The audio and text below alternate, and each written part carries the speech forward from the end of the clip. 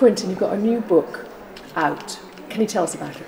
It's called Funeral Note, and it's the 22nd Bob Skinner book, and I'm tired.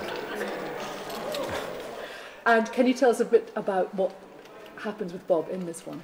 Yeah, it's a different book. The last one, Grievous Angel, which is still selling like hotcakes, was a step, well, an experiment really.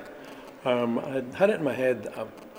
I wanted to try and break the convention, the unspoken, unwritten convention, that cop books are third person and private eye books are first person. So I set about it and I did it. I now know, incidentally, why that convention exists. It's fairly obvious, but if you do a first person book, the narrator has to be in every scene. And in a cop book, that takes some contriving.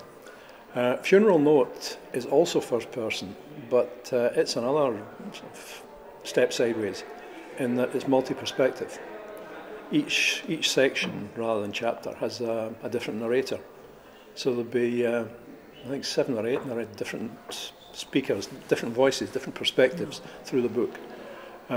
This is a big problem for the producers of the audio version, because instead of just hiring Jim Bryce, they've got to hire 6 or 7 other actors. But they're still going ahead with it. What their bottom line is going to be like, I have no idea, but it'll be interesting to hear it. So you're writing a book just now, is it challenging? Are you challenging yourself for this next one? Well, depends what you mean by the next one. The Funeral Note challenge is over, right? That was finished a year ago. Without going too far into the plot, there is a bit of a cliffhanger at the end of it. And the challenge was finding out who was at the bottom of the cliff and how they got there. That, actually, next year's Skinner I've just finished, just delivered it. So that's how long it takes my publisher to get a book out there. What do I do after that? Well, I have a second series, and after I've taken some time to draw breath, I will get into the next one of that.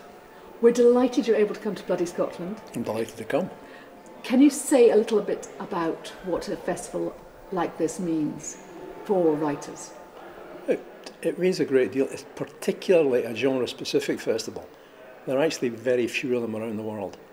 You know, I could happily spend 10 months out of the year touring continents at general literary festivals, but there are very few specific crime festivals, and I love this one. I've got to say that I've had an idea in my head for a few years for something similar. I would have staged it in East Lothian because I live there.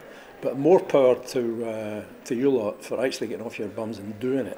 Perhaps we'll have a fringe in Gullin. Fringe in Gullin, yeah. In future years. Yep. Big Man Says, Bloody Scotland, September 14-16, 2012. Be there, or else.